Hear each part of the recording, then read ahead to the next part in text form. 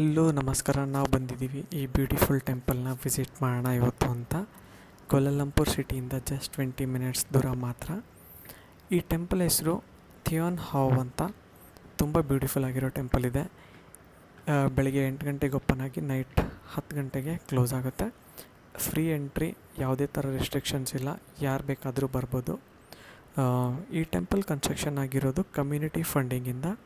ಇವಾಗ temple maintenance ಕೂಡ community ಫಂಡಿಂಗಿಂದಲೇ ಮಾಡ್ತಿದ್ದಾರೆ. This temple is dedicated to goddess Mazu, who is also known as sea goddess.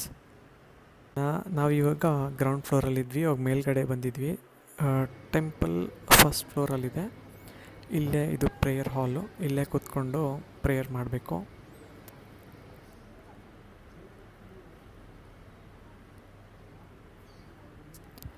ತುಂಬ beautiful ಆಗಿದೆ. ಆಮೇಲೆ ಅಕ್ಕಪಕ್ಕದಲ್ಲಿ ಸುತ್ತಲೂ ಗಾರ್ಡನ್ ಮಾಡಿದ್ದಾರೆ ಟೆಂಪಲ್ ಸುತ್ತಲೂ.